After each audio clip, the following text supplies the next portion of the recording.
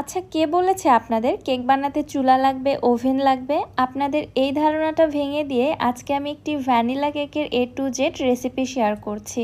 আসসালামু আলাইকুম everyone, welcome back to my channel. হ্যাঁ, ঠিকই শুনেছেন, আমি কোনো প্রকার চুলা বা ওভেন ছাড়াই আজকের এই কেকটি তৈরি করে দেখিয়েছি। পারফেক্ট কেকের স্পঞ্জ কিভাবে তৈরি করবেন এবং কেক ডেকোরেশনের জন্য পারফেক্ট ক্রিম কিভাবে তৈরি করবেন, সকল কিছুই বিশদ আকারে শেয়ার করেছি। আমার আজকের এই ভিডিওটি দেখার পর কেক তৈরিতে আপনাদের আর কোনো প্রবলেম ফেস করতে হবে না। চলুন আপুরা ঝটপট রেসিপিটি দেখে আসি। বিসমিল্লাহ। প্রথমে একটি স্ট্রেনারে নিয়ে নিচ্ছি হাফ কাপ ময়দা, 1 টেবিল চামচ গুঁড়া দুধ, হাফ চামচ বেকিং পাউডার এবং 1/4 টিস্পুন ভ্যানিলা পাউডার। আমি আজকে 2টি ডিমের কেক তৈরি করব, যার জন্য সকল উপকরণগুলো মেপে নিচ্ছি। শুকনো উপকরণগুলো চেলে নেওয়ার পর একটি চামচের সাহায্যে এগুলোকে খুব ভালোভাবে মিশিয়ে নিচ্ছি, যেন সব কিছু খুব ভালোভাবে মিশে যায়। মিশিয়ে নেওয়ার পর মিশ্রণটিকে এক সাইডে রেখে দিচ্ছি। অন্য একটি মিক্সিং বলে নিচ্ছি রুম টেম্পারেচারে থাকা 2টি ডিম। অবশ্যই রুম টেম্পারেচারে থাকা ডিম এখানে ব্যবহার করবেন। ডিম ফ্রিজে থাকলে কেক তৈরির আধা ঘন্টা বা 1 ঘন্টা আগে ফ্রিজ থেকে নামিয়ে রাখবেন। এবারে ডিম দুটোর কুসুম এবং সাদা অংশটাকে আমি আলাদা করে নিচ্ছি। এবার একটি বিটারের সাহায্যে ডিমের সাদা অংশটাকে বিট করে কিছুটা ফেনা ক্রিয়েট করে নিচ্ছি। প্রথমে এখানে চিনি ব্যবহার করা যাবে না, তাহলে কিন্তু ফোমটা ভালো হবে না। কিছুটা এরকম বাবলস তৈরি হলে এর মধ্যে আমি চিনি অ্যাড করে দিচ্ছি। এখানে আমি 1/3 কাপ চিনি নিয়েছি, তবে সম্পূর্ণ চিনিটা একবারে না দিয়ে আমি 2 ধাপে অ্যাড করে দিচ্ছি। প্রথম পর্যায়ে চিনিটা দেওয়ার পর যখন খুব ভালোভাবে চিনিটা মেল্ট হয়ে গেছে, তারপরে আমি বাকি চিনিটা অ্যাড করে দিচ্ছি। এইভাবে ধাপে ধাপে চিনিটা অ্যাড করে দিলে ডিমের ম্যারাং বা ফোমটা একদম পারফেক্ট হয়। একেবারে যদি চিনিটা ধাপ করে ঢেলে দেয় তাহলে কিন্তু ফোমটা ভালো হবে না। বিট করতে করতে ফোমটা ঠিক এরকম হয়ে আসবে। এই পর্যায়ের মধ্যে দিয়ে দিচ্ছি 2 টেবিল চামচ তেল এবং ডিমের যে কুসুম দুটি আলাদা করে রেখেছিলাম সেই কুসুম দুটি দিয়ে দিচ্ছি। আবারও সব কিছু একবার খুব ভালোভাবে বিট করে নিচ্ছি, জাস্ট 10 থেকে 15 সেকেন্ড সময় নিয়ে। এর থেকে বেশি বিট করা যাবে না, ওভারবিট হয়ে গেলে কিন্তু ফোমটা আবার নষ্ট হয়ে যাবে।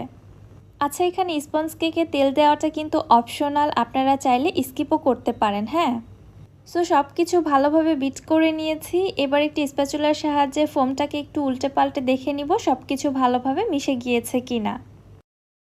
দেখতেই পাচ্ছেন সব কিছু খুব সুন্দরভাবে মিশে গেছে আর ডিমের ফোমটা ঠিক এরকম হবে। আমার এই ফোমটা একদম পারফেক্ট আছে, ফোমটা কিন্তু ডেবে যায়নি। এবার আগে থেকে যে শুকনো মিশ্রণটা আমি চেলে রেখেছিলাম ওইখান থেকে অর্ধেক পরিমাণে শুকনো মিশ্রণ এর মধ্যে দিয়ে একটি হ্যান্ড হুইস্কের সাহায্যে আলতোভাবে নেড়ে চেড়ে আমি মিশিয়ে নিচ্ছি। ভিডিওতে আমি কোনো প্রকার স্পিড দেইনি, একদম র ফুটেজ আপনাদের দেখাচ্ছি। আমি কতটা আলতোভাবে এবং স্লোলি কাজটা করে নিচ্ছি আশা করছি আপনারা দেখে বুঝতে পারছেন। আপনারাও ঠিক এইভাবেই খুবই আলতো ধীরে ধীরে শুকনো মিশ্রণগুলো মিশিয়ে নেবেন। এছাড়া তাড়াহুড়া করলে কিন্তু ব্যাটার বা ফোমটা ডেবে যাবে। প্রথম পর্যায়ে শুকনো মিশ্রণ খুব ভালোভাবে মিক্স করে নিয়েছি। এবার বাকি যেটুকু ছিল সেটুকু দিয়ে দিলাম। এরপরে দিয়ে দিচ্ছি 3 টেবিল চামচ লিকুইড দুধ। আচ্ছা, এখানে একটু বলে দেই, আপনাদের ডিমের সাইজ যদি বড় হয়ে থাকে সেই ক্ষেত্রে এখানে লিকুইড দুধ অ্যাড করার কোনো প্রয়োজন নেই। আমি যে ডিম দুটো এখানে ব্যবহার করেছি ডিমের সাইজ কিন্তু ছোট ছিল, এজন্য এখানে মূলত লিকুইড দুধটা ব্যবহার করা লেগেছে। তবে আপনাদের ক্ষেত্রে নাও লাগতে পারে। আবারও বলছি, ডিমের সাইজ যদি বড় হয়ে থাকে সেই ক্ষেত্রে কিন্তু লিকুইড দুধ অ্যাড করার প্রয়োজন পড়ে না। বাই দ্য ওয়ে, দেখতেই পাচ্ছেন আমি যে শুকনো মিশ্রণটা আবার দিয়েছিলাম সেটাও খুব ভালোভাবে মিশে গেছে আর ব্যাটারের ফোমটা কিন্তু একটুও নষ্ট হয়নি বা ডেবে যায়নি। পুরোটা মিশ্রণই একদম এখনও ফোমি টেক্সচারে আছে। এইবার এই ব্যাটারটি আমি মোল্ডে ট্রান্সফার করে নিব। যে মোল্ডে আমি কেকটা বেক করব ওই মোল্ডে একটি বাটার পেপার বসিয়ে নিয়েছি। মোল্ডে কিন্তু কোনো প্রকার তেল ব্রাশ করিনি। স্পঞ্জ কেক বেক করার ক্ষেত্রে কোনো তেল ব্রাশ করার প্রয়োজন পড়ে না। কেকের সম্পূর্ণ ব্যাটার মোল্ডে দিয়ে দিলাম। এবার একটি শাসলিক কাঠি দিয়ে আমি ব্যাটারটিকে এইভাবে একটু খুঁচিয়ে দিচ্ছি। ভেতরে যদি কোনো ফাঁকা অংশ বা বাবলস থাকে সেগুলো ফেটে যাবে এবং ফাঁকা অংশটা ফিল আপ হয়ে যাবে।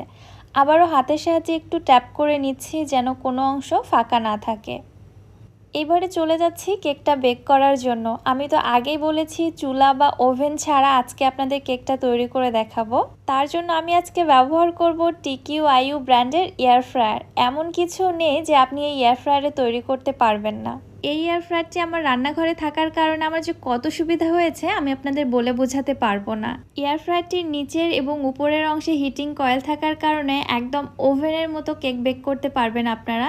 পুরো ওভেনের মতো একটা কালারও চলে আসবে। শুধু তাই না, ওভেনে যে টাইমটা লাগে তার অর্ধেক টাইমে আপনারা এই এয়ার ফ্রায়ারটিতে কেক বেক করে নিতে পারবেন।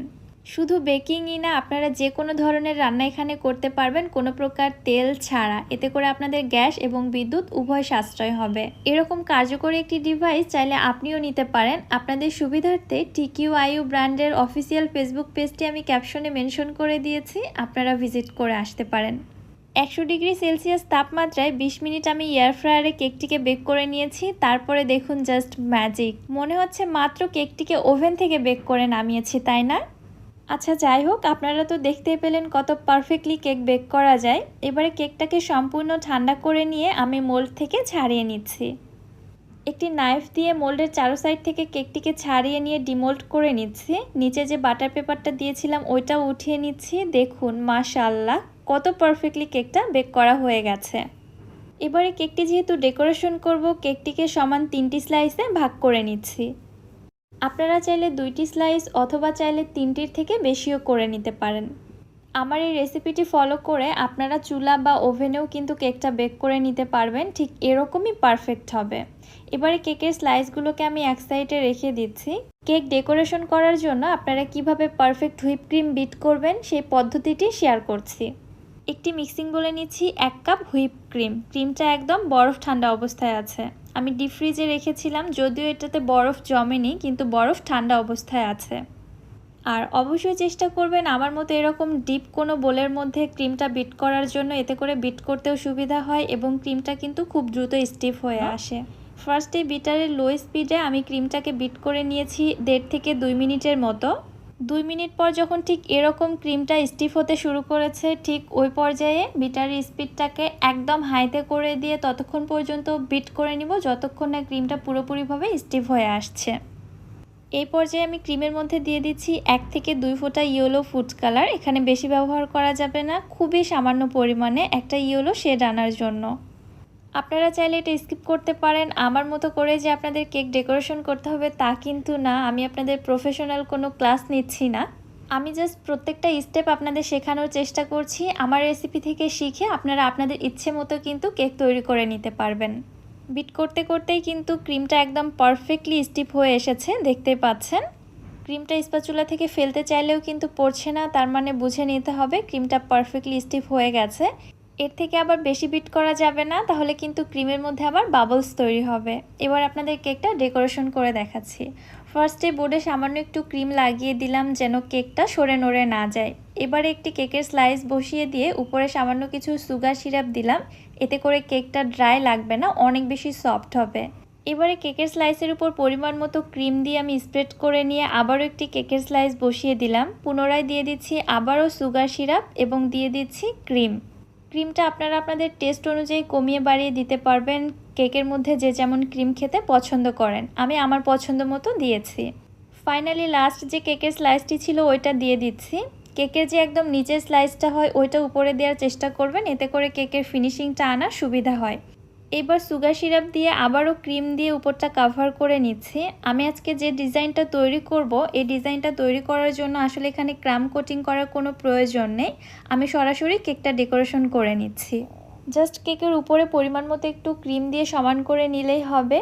এরপর একটি প্যালেট নাইফের সাহায্যে উপরে আমি এরকম একটি ডিজাইন করে নিচ্ছি। আসলে আমি কেক তৈরিতে অতটা বেশিও পারদর্শী না, কারণ প্রতিদিন তো আর কেক মেক করা হয় না, মাঝে মধ্যে বাসার জন্য করা হয়। পাইপিং ব্যাগে ক্রিম ভরিয়ে নিয়ে একটি স্টার নজলের সাহায্যে আমি সাইডের বর্ডারটা দিয়ে দিচ্ছি। আমি আবারও বলছি, আমি কিন্তু আমার ইচ্ছে মতো ডিজাইন তৈরি করছি, আপনারা আপনাদের ইচ্ছে মতো ডেকোরেশন করে নিতে পারবেন। তবে আজকের এই ডেকোরেশনটা আমার একজন কিউট আপুর রিকোয়েস্টে তৈরি করে দেখাচ্ছি। সাইডের বর্ডারটা সম্পূর্ণ দেয়া হয়ে গেলে আমি অফ স্ক্রিনে কেকের উপরে হ্যাপি বার্থডে লিখে নিয়েছি। এবার সামান্য কিছু ক্রিমে পিঙ্ক কালার মিক্স করে একদম ছোট্ট রোজ নজলের সাহায্যে কিছু ফ্লাওয়ার দিয়ে নিচ্ছি।